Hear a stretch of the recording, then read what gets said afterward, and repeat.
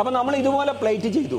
പലർക്കും അറിയില്ല അത് റീറ്റെയിൽ ഹോൾസെയിൽ സെയിൽ എങ്ങനെ അറിയില്ല, പാക്കിംഗ് അറിയില്ല. അപ്പൊ ഇത് ചെയ്തതിന്റെ മെത്തേഡ് പാക്കിംഗ് ഇതാണ്. കോൾഡ് ലാമിനേഷൻ വരെയും നമുക്ക് സാധാരണ കിട്ടുന്ന പ്ലാസ്റ്റിക് ലാമിനേഷന്റെ കോൾഡ് ലാമിനേഷൻ ആണ്. ഇത് ഇതുപോലെ നമ്മൾ പാക്ക് ചെയ്ത് കടകളിൽ 100 ബണ്ടിലായിട്ട് കൊടുക്കാൻ പറ്റും. 100-200 ബണ്ടിലായിട്ട് ഇതുപോലെ പാക്ക് ചെയ്തിട്ടാണ് ഇത് കൊടുക്കുക.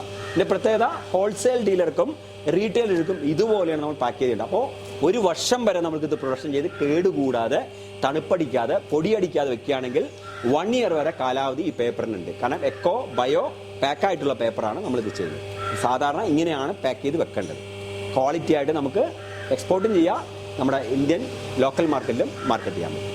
വിത്ത് ഇൻസ്റ്റാളേഷൻ എല്ലാം അടക്കം നമ്മൾ 1 lakh തൊട്ട് സ്റ്റാർട്ടിങ്ങിൽ മെഷീൻ പ്രവർത്തിച്ച് സെറ്റ് ചെയ്ത്